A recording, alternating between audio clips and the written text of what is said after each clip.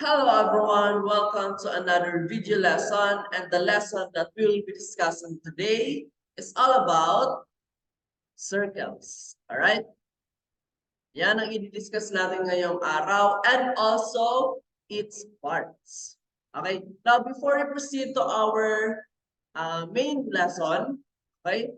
Tingin muna kayo sa paligid nyo. And pagtingin nyo sa paligid nyo, whether kahit kung nasaan man kayo, sa kwarto, sa labas ng bahay, or kung saan man, maghanap kayo ng objects na sa tingin nyo considered as a circle. Sige nga. And kung ano man yung mga nakikita nyong circle, i-comment nyo sa comment section. Yan, babasahin kayo lahat. Alright? Now, let's proceed to our lesson. When we say circle, it is a round plane figure whose boundary consists of a fixed point, okay, of points equidistant from a fixed point. Okay? Now, yung circle is meron siyang boundary that consists many points. Okay? Pero, pare-parehas sila ng distansya sa fixed point na meron tayo, which is from the center. Okay?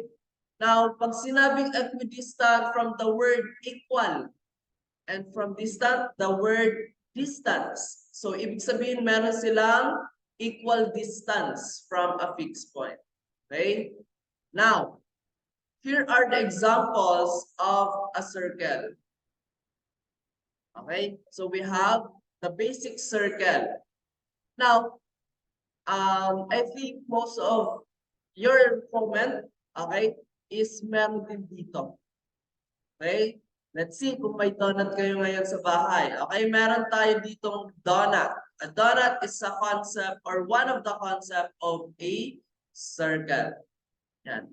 A coin, beach volleyball, and a pizza. Alright, so that's one of the main examples of a circle. Now, let's proceed to the parts of a circle. Okay, the first part is the center. Okay? So, we have the center. Pag sinabi natin center, it is the fixed point from which all points on the boundary of the circle are equidistant. Now, ito na yung sinabi ko kanina. Yung fixed point na sinasabi natin is the center. Okay? So, ibig sabihin, lahat ng points na nakikita natin sa circle, so let's see this one, lahat ng nakikita nating points dito sa circle are equidistant dito sa center natin. Okay? This one, so let me use the annotation. So ito, para parehas ang distance nilang lahat. Ayan. Para parehas lang yan. Okay po? So, let's proceed to another parts of the circle, which is the radius. So the distance from the center of the circle to the outside. Okay, yan yung radius. So the radius of the circle is the half of the diameter of the circle. And the plural of the radius is radii or radii. Okay, tandaan yan. Pag maraming radius, ang tawag sa kanya is radii or radii. So, sabi nga dito, yung radius daw ng circle is kalahati ng diameter of the circle. Okay? So, ito yun. Okay po. So, from the distance or the center going to the one point to sa circle natin, ito yung tinatawag nating radius. Now, ano pa yung iba't ibang example ng radius? Kahit saan mo dyan ilagay, basta from the center, going to a one point, ayan, basta kalahati ng diameter, that will be considered as a radius. Alright? So, I hope it's clear. Let's proceed to the next part, which is the diameters. Now, ito na yung sinasabi natin kanina. So the distance across the circle going through the center. Okay, yan yung diameter natin. And the diameter is twice the radius. Now, since yung radius is kalahati ng diameter, syempre kapag dinoble natin yung radius, that will be the diameter. Now, this is the example of a diameter. Now, sabi kanina dito sa definition, this is the distance across the circle going through the center. Ayan. Nandito siya sa gitna. Opo, nakikita natin siya sa gitna. Now, this is also an example of a diameter. Imagine, nasa center siya. Sorry. Ayan. Oops, lubig-ulit ko. Ayan. So, kunwari, ano siya? Straight line. Ayan. This is an example of a diameter. Kunwari, nag-across siya sa center. Alright. So that's an example of, or that is the diameter. Now next part of a circle is the circumference. Now ano ba itong circumference ito? So this is the distance once around the circle. Okay? Yung buong circle. Itong nakikita natin dito, yung bilog mismong nakikita natin, that is the circumference. Okay po? Tandaan natin yan. Another part of the circle is the arc. Ano ba tong arc na to? So this is the part of the circumference. Opo. This is the part of the circumference. Now, doon sa nakita nating circle or example, doon sa bilog na yon, meron tong part ng circumference, yung arc. Now, meron tayong dalawang arc na tinatawag. First is the major arc. And second is the minor arc. Ano ba itong major arc na to? So, the major arc is the greater or greater than half of the circumference. And also, the minor arc is less than half. There is the circumference. Now, kapag titingnan natin dito sa circle, ayan, dito sa example, itan ko lang yung mukha ko. Okay, so this is the major arc. Okay po. Now, kapag babasahin natin siya, this is the major arc FG. Arc FG. Okay po. That is the arc FG. And for the minor arc naman, we have the arc BA. Okay, the arc BA. Ito yan. Yan. Obvious naman, kasi itong major arc greater than half the circumference. So, halos lahat, okay, kalahati, lahat ng kalahati is na-consume ng major arc dito. Now, ito maliit lang. Yan, or maikli lang. Okay, next. We have the chord. So the chord is a line segment going from one point of the circumference to another but does not go through the center. Okay? So pag titingnan natin, we also have the second.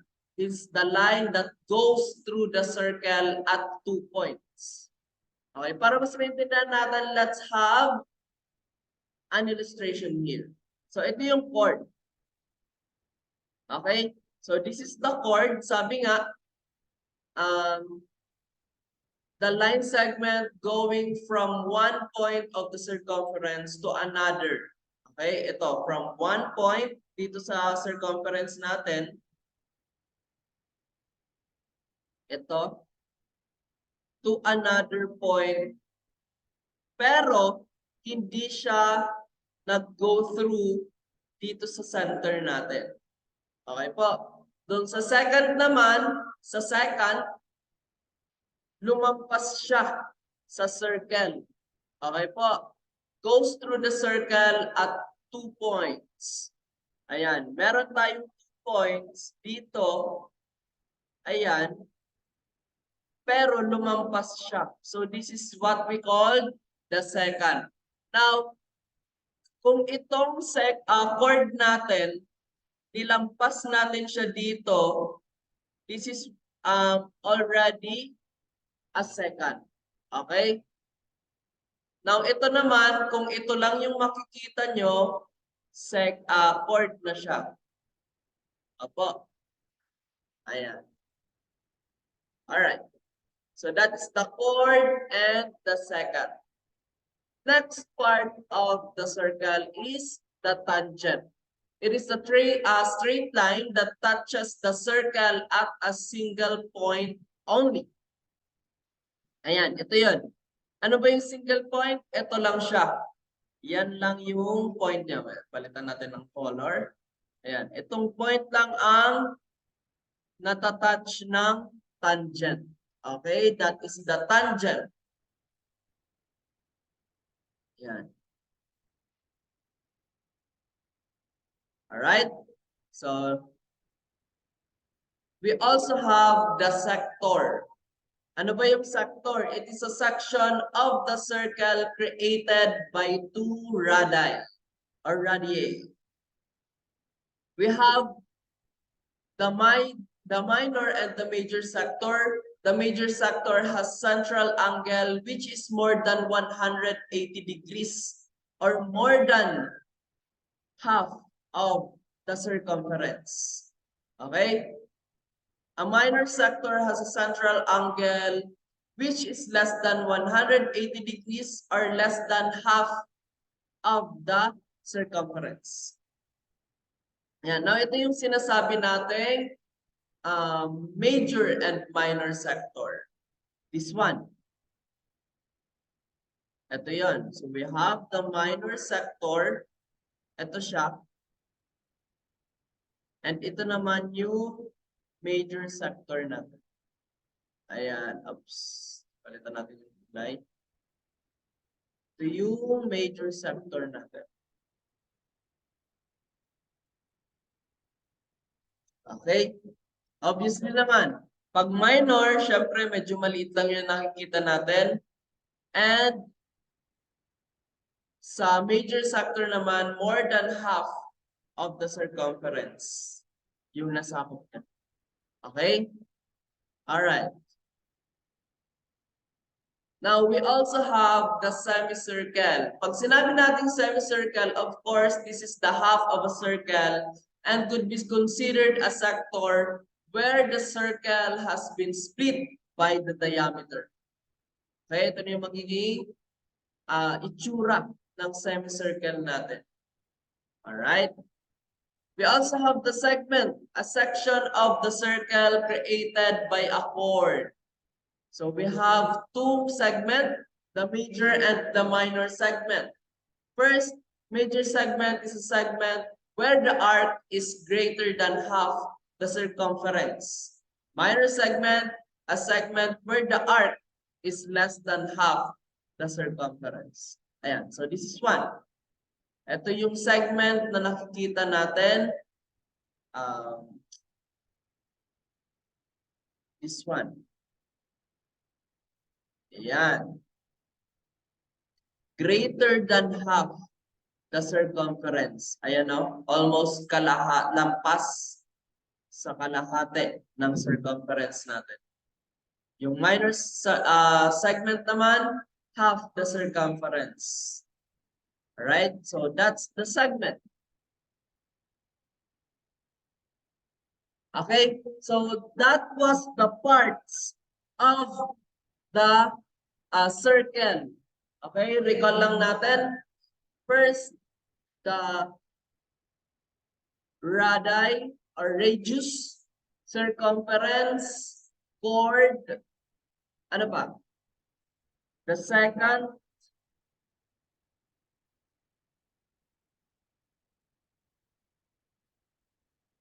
the tangent, okay, the segment, the arc, okay po. Lahat yan is the parts of the circle.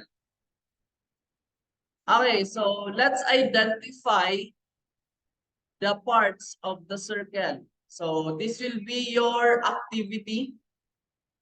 Okay po.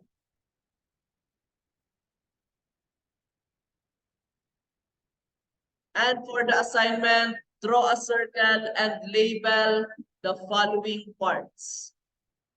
1, the origin. 2, the radius. 3, diameter. 4, the chord. 5, tangent. 6, circumference. 7, arc.